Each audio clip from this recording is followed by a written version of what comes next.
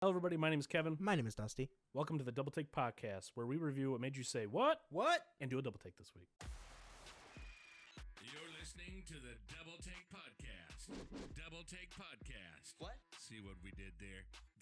Where your hosts review what made you say, What? Ooh, what? What? What happened?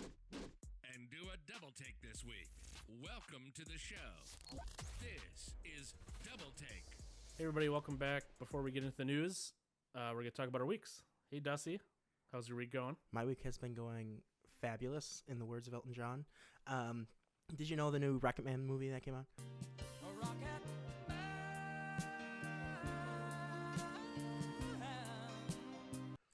I did. I know. I didn't see it. I know you saw it. I know. I've been purposefully not talking about it because I wanted to save it for this podcast and talking to you about it because we always have delightful conversations about movies. Yeah, I know, and how much you hate them and how much I like them.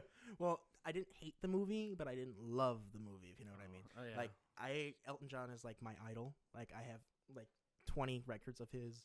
I have all of his pop vinyls, like everything.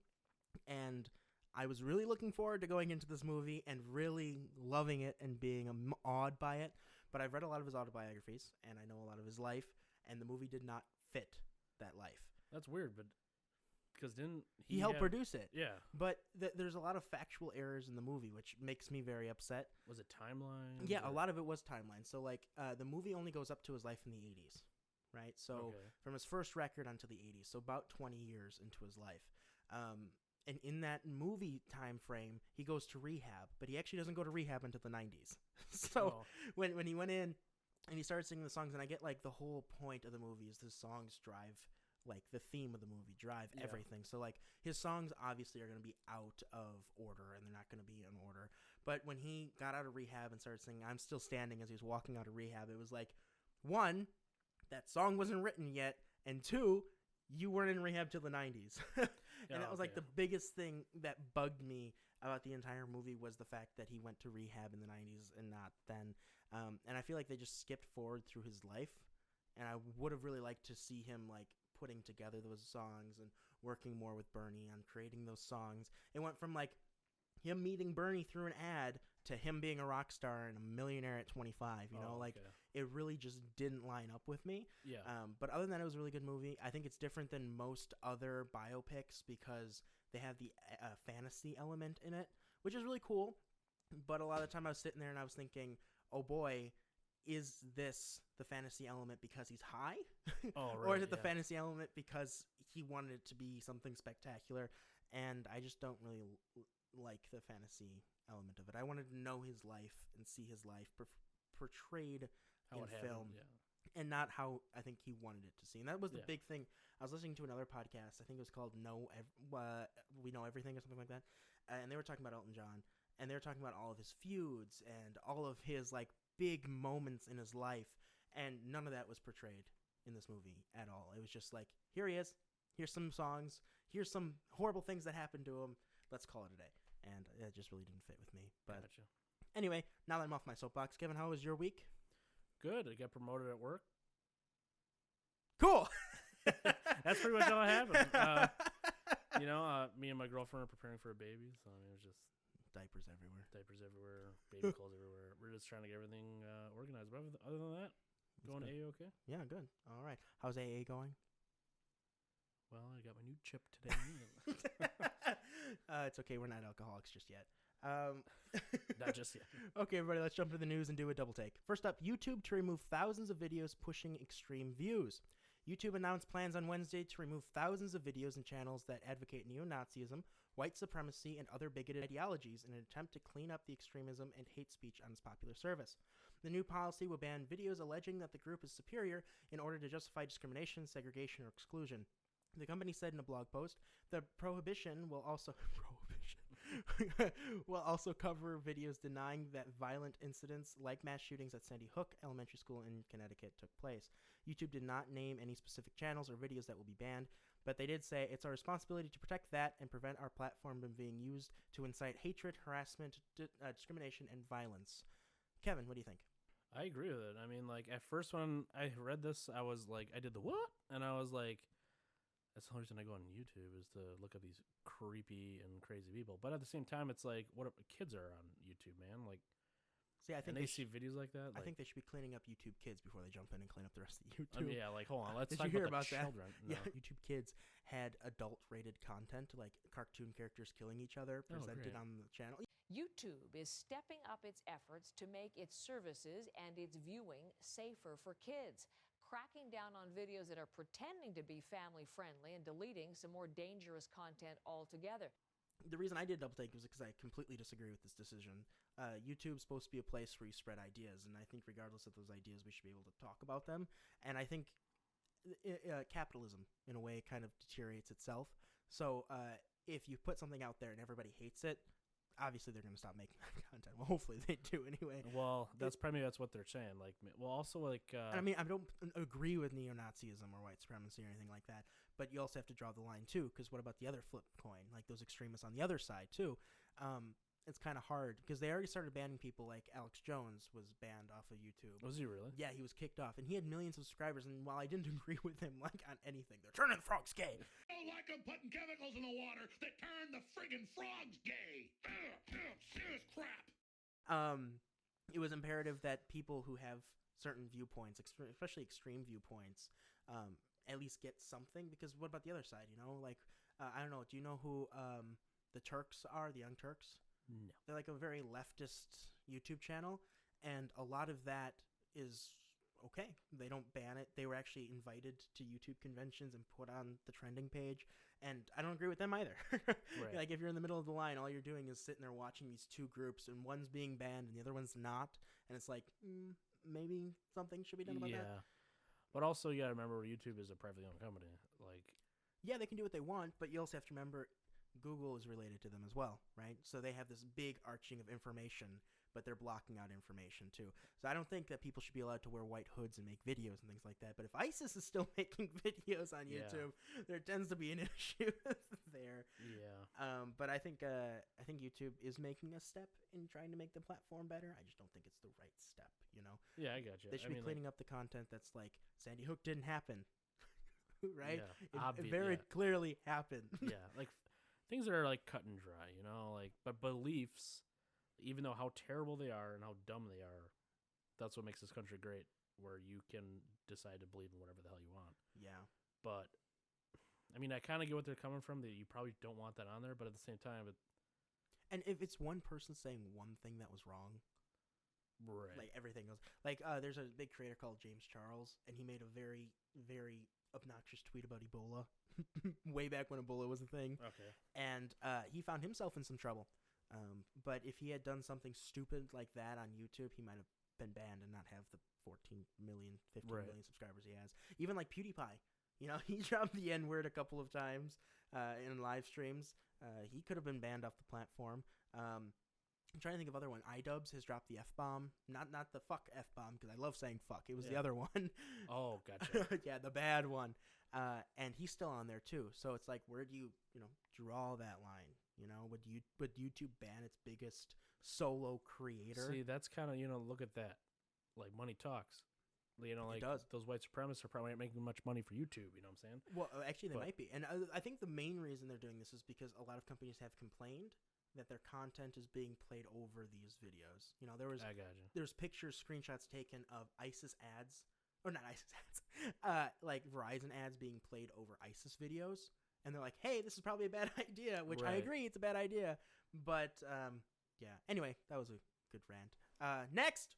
Mayor caught killing raccoon with shovel defends himself. For a second time in a month, a raccoon's death has gone viral. This time it was the mayor of Altmore, Alabama, who was caught on a video beating a raccoon to death with a shovel, and then using the shovel to push its body away from the road. Locals were outraged, saying the raccoon is friendly and it was on the side of the road because residents often fed it. Staff insist that is not the case, saying in a statement that the raccoon rushed at his wife, and that the video doesn't include the animal's bizarre behavior. He adds that because he then believed the raccoon couldn't recover, he, quote, finished the job, hitting it multiple times with the shovel until it was dead. He said, I'm an animal lover, and I would never intentionally injure an animal.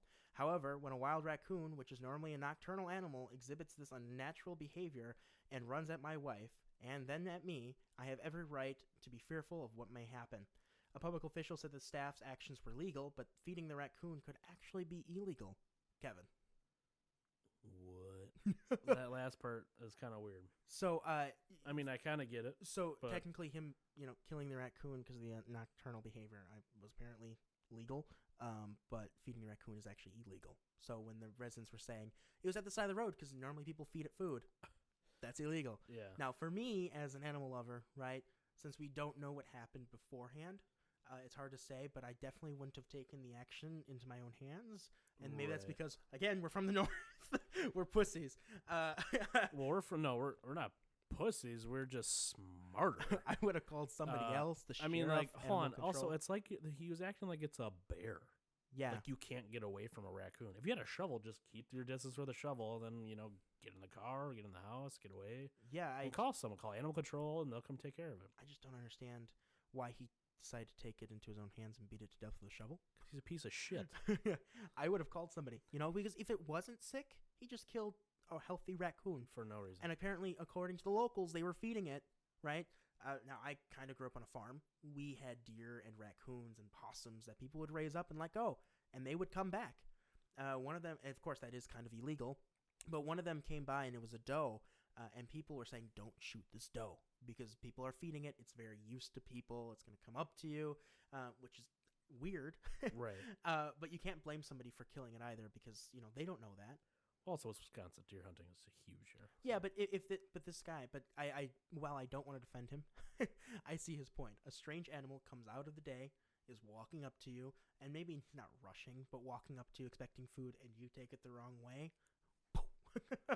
Who else carries a shovel with them, by the way? That's what I was wondering, too. I don't know if it was by the side of the road and he got out of his car and hit it with a shovel. Yeah, why do you have a shovel in your car carrying all those dead bodies that people are running against you? That's why he was on the side of the road with a shovel. He was getting ready to bury somebody. Ooh, it's in Alabama. A rival Alabamian.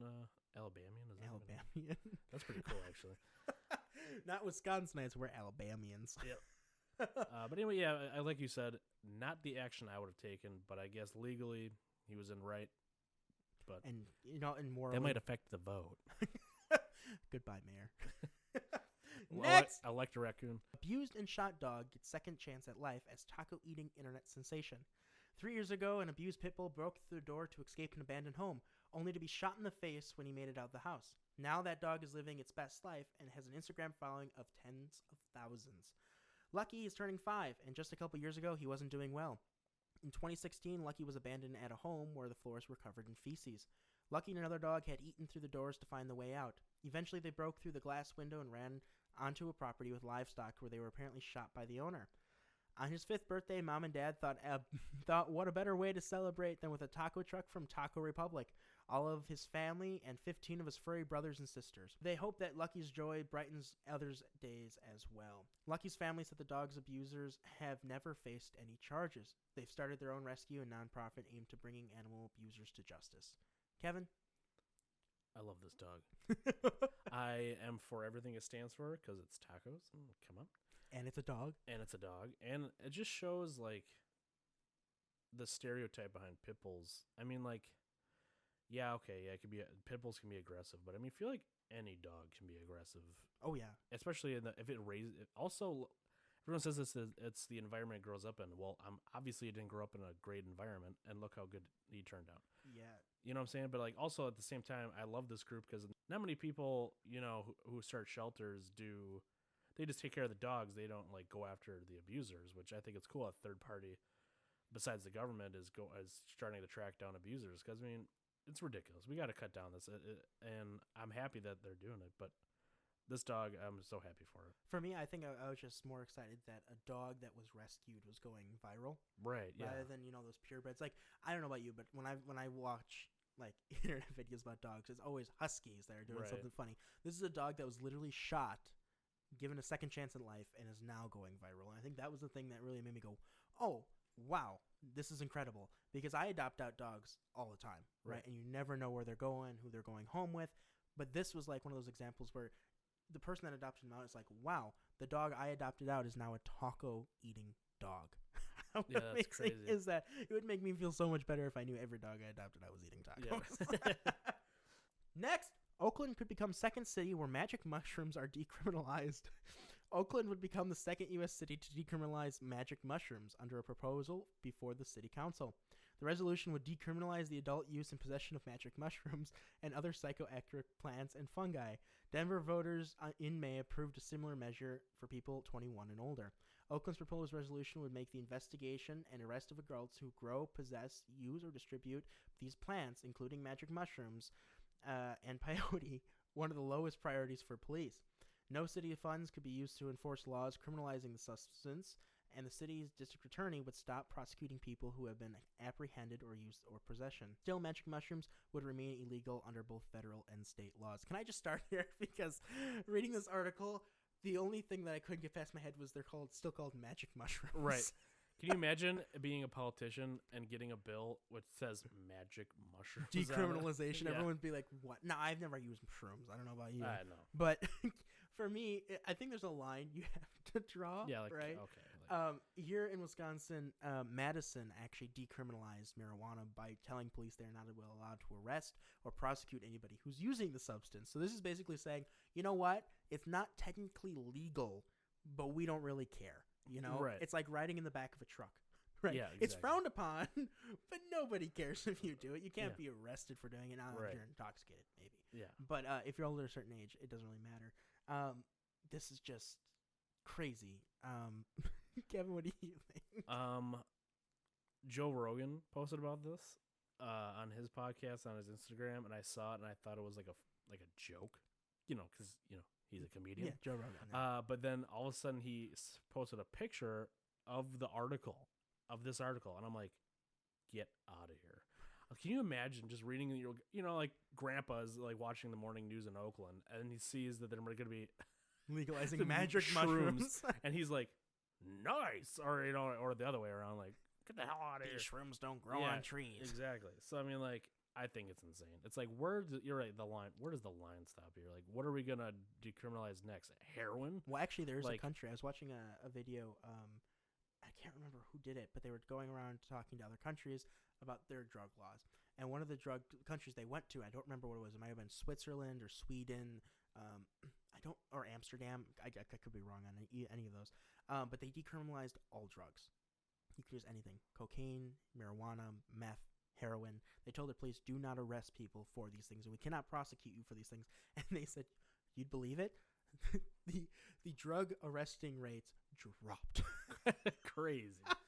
So they can use all these illegal substances that were illegal, now completely legal, and they're using the police money to maybe educating people rather than arresting and prosecuting them, and also using it to create new rehabilitation facilities, public rehabilitation facilities, so you don't have to pay, you just go. Now that's a cool idea. Also, well, that's more like Darwinism, survival of the fittest. Take all the labels off yep. of bleach and hope for the best. Yep. Yeah, that's kind of what it reminds me of. Next, fortune cookie means big fortune for Powerball winner who scored $344 million jackpot. A North Carolina man who says he's based his Powerball entry on a fortune cookie he got from his granddaughter now has a fortune to celebrate. Charles W. Jackson Jr. stepped forward in North Carolina Education Lottery headquarters on Tuesday to claim last week's $344.6 million jackpot. Jackson chose the $223 million lump sum payment and said he would donate some of it to several charities and give $1 million to his brother to make a good on a deal they made. Jackson initially thought he had just won $50,000 and was heading to Riley to collect, but looked again and saw he had won more. This is the part that made me do a double take. He said, "Dang, I got them all." He said in a news conference. He also said he had to find the jackpot amount on Google because he didn't watch television news. Once he did, he told his wife, "You ain't gonna believe this. I got it all." Jackson said he hopes the windfall doesn't change him. He added, "I'm still going to wear my jeans, just maybe newer ones." Stay humble, Jackson. Oh my God. Awesome. Yeah, I was thinking humble. Like, wow. Also, like, it's gonna change you, guy. Oh yeah. But at the same time, it's like, I just want to be his brother. Also, right? Yeah, I'll take $1 million. Well, I'm not getting that from my jackass brother. Anyway, but at the same time, it's like, look at how much he got. From $344.6 million, he ended up with $223 million. Oh, poor you. But at the same time, like, what is he gonna do? He doesn't make enough. Exactly. At the same time, look how much money taxes are on that. Oh God. So it's ridiculous. And what he's going to pay leading forward from also like from a guy who doesn't have millions of dollars, from going to $223 million, he has no idea what to do with that. You know, because like the bank FDIC only backs up 200,000, so it's like, okay, like well, you know, well, we have enough money to hire an accountant, but the like Amazon CEO's wife got half of all of his earnings when she divorced him, he right? did. And then she donated half the money that she got from him to charity, and still has enough to pretty much get paid $10 million a year for the rest of her life, and never once fear that it's going to run out. That's incredible. I bet that guy wish he signed. Well, he's not the richest man in the world. Not anymore. Give it a couple of years. Good job, Bill Gates. You're back on top. Yeah. Bill's like, I knew it. Next, fishermen reel in big catch. Suspected cocaine that might be worth up to $1 million. 2 recreational deep-sea fishermen made quite the catch this week during a trip off the South Carolina coast. They were about 70 miles southeast of Charleston on Sunday afternoon when they pulled a package wrapped in black plastic floating in the water. Police later estimated it was 30 to 50 kilos of cocaine. That amount could carry a street value of $750,000 to $1 million. It's being processed as potential evidence in the event it can be linked to an individual or organization, the DEA says. Whoa. Snitches get stitches. Yikes. They could have sold that on the street. You would have been like, well, we're in South Carolina. Let's make a trip down to Columbia and just sell this stuff, you know? I'd be like, do I get some kind of reward for finding $1 million worth of drugs? Right. Like, or they're like, so you found this, right? That's one way to get rid of it. Yeah, right. God, the guy who probably lost that is probably getting his hands chopped off right now, and we're joking about the money. More like his head. Oh, God. You know, we're going to find a body floating next week. Yep. Next, 4 cents short of a nickel award the week goes to. Fired for pulling a gun on a black couple, ex-campground employee has now been arrested. An ex-employee of a Mississippi campground fired last month after pulling a gun on a black couple was arrested on Tuesday. Ruby Nell Howell, 40, of Starkville, is charged with threatening exhibition of a weapon. Video of the confrontation showed Howell on May 26 approaching Franklin and Jessica Richardson along with their dog as the couple sought a picnic spot and a possible cabin on the local lake. Wearing a shirt bearing the logo of Campgrounds of America, which runs the site, Howell is seen in a video holding a handgun by her side. Jessica Richardson says Howell asked them to leave because they did not have a reservation. This lady literally just pulled a gun because we were out here and don't have a reservation for a lake. We didn't even know we had to have reservations for, she says in a video which was shared widely on social media. That's what the office is up here for, ma'am, Howell responds. We didn't know that, ma'am, Richard replies to her. Adds his wife, we didn't know. The only thing you had to do was tell us to leave. We would have left. You didn't even have to pull a gun. Howell puts the gun in her short pockets, telling the couple, well, I'm just telling you, you need to leave because it's under private ownership. Y'all can't just be out here. Days after the video went viral, Campgrounds of America said it does not condone the use of firearms on its property. First, why is campground spelled with a K? Yikes. That sounds like the starting of the KKK, if you know what I mean. This woman is psychotic. What do you think, Kevin? So was the lake local? Well, I have no idea. But like, hold on, that's some racism right there. Well, so the initial thing I read was it is obviously in the South, right? Yeah. For me, though, listening to it, it was like, well, you know, everybody carries guns down there. It's not shocking to me, right, to have somebody come up to you with a gun on their hip. Now, the thing that might be a little shocking is she actually pulled it out of the holster. I didn't actually watch the video. I didn't see the video. Well, it says that she had it on her side. So that wouldn't be shocking to me. The other thing I probably would have done differently is how you approach them. Instead of saying, y'all can't be out here, I'd be like, hey, the office is that way. Because they obviously didn't know. Also, it's like you act like they're doing something like menacing. They were having a picnic. Yeah, and they were looking for a place to have a reservation. Right. So it's like, excuse me? What are you doing with your life? So the first thing didn't scream to me racism. It was more like this sounds like a confusing situation. She probably didn't confront them right. She probably shouldn't be having a gun. Especially if the policy is that they can't have a gun. Yeah. But if she didn't know the policy existed, right? Either way, having a gun down there. She's an employee. Yeah, but to me, having a gun down there isn't threatening, right? It's maybe how she approached them, which is what I didn't see. Sure. Right? If she went up to them and had her hand on her hip with the gun, I'd be like, yeah. Excuse me, I'm sitting here with my dog having a picnic. Why I'm guessing that's why the video was out. Yeah, but that just Crazy Yikes. situation all around.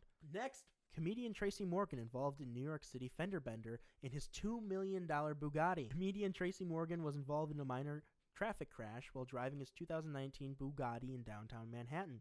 Police say the mishap involved a 50-year-old Morgan and his white Bugatti, apparently worth around $2 million, and a 61-year-old man driving a Honda CR-V. Police say Yikes. both vehicles sustained minor damage and all parties refused medical attention, although photos of the scene show Morgan sitting in an ambulance. So first of all, that insurance company for that Honda CR-V was like, fuck. Like, what just happened? You're not insured anymore. Well, it makes me curious who did what, because it didn't list. In the picture I saw, I read this. In the picture, the guy cut off Tracy Morgan and hit him. Ooh. Yeah, so it was like in a tight lane of traffic in a one-way, and Tracy Morgan was driving, and the guy was trying to get over into his lane and sideswiped him. Not much damage. It was like much like his light might have been cracked. For a Bugatti. Yeah, but like his light might have been cracked. But I mean, like, yeah, if it was any other car, I'd be like, okay, let's just quickly do this and get it fixed. But this is a Bugatti, so that's probably like a $5,000 light bulb, and or something like that. So I read this guy's insurance rate's gonna go through the roof. Yeah, he's gonna have to find new insurance. Oh, Like, good or lord. he probably wouldn't even be able to find new insurance. They're gonna be like, didn't you hit a Bugatti? Yeah, I did. Well, fuck you. Yeah, well, we're gonna have to say no. Or we're gonna have to raise your rates. I'd be like, yeah, we'll take $1,500 a month, please. Like, That's what? just for the light. Yeah. Well, Kevin, you got into a minor fender bender with me. I don't know what you're talking about. How much did your light cost? Around $480. Yeah, so that Bugatti's light is Yeah. bad. If a Kia Optima has a $400 AD light, You're screwed. you're fucked. Yeah. Next, customer calls police because Taco Bell ran out of tacos. Preach. When the Taco Bell in Louisiana ran out of taco shells on Monday, June 3rd, a customer thought it would be best to be involved with the police. The Seidel Police Department called it a taco travesty, but they didn't agree with the emergency call. On Facebook, they wrote, somebody called in to complain that Taco Bell ran out of both hard and soft taco shells. The Seidel Police Department wrote on Facebook, while it is truly a travesty, the police can't do anything about this. Police say the call falls into a category of, we can't make this stuff up. Hopefully, they are replenished in time for Taco Tuesday, Department wrote on Facebook.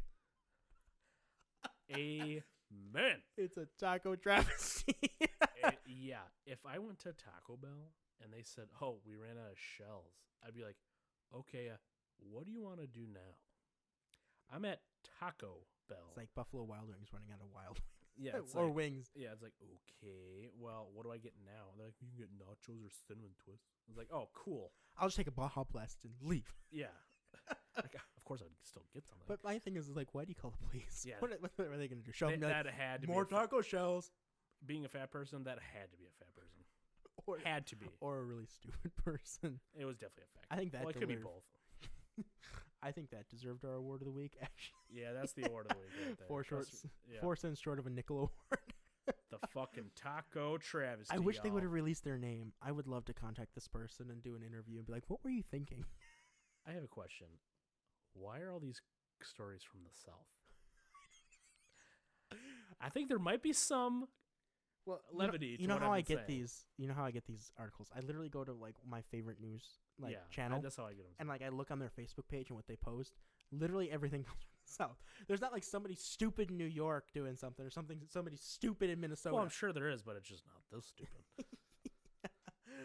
Nobody in New York's like, I gotta call the police, probably the busiest police force on the planet, to complain that there's no tacos at McDonald's. Oh, sorry, not McDonald's, at Taco Bell. Oh. Can you imagine McDonald's ran out of McChickens? Oh no. The government would shut down. Well, what else would Trump feed all those college players? Yeah, what would he feed himself? That's right. Right? Or would I would die. All right, everybody, that's it for this week. Thanks for listening, and we'll see you next week when we say what the fuck and dive into more news that made us stop and do a double take.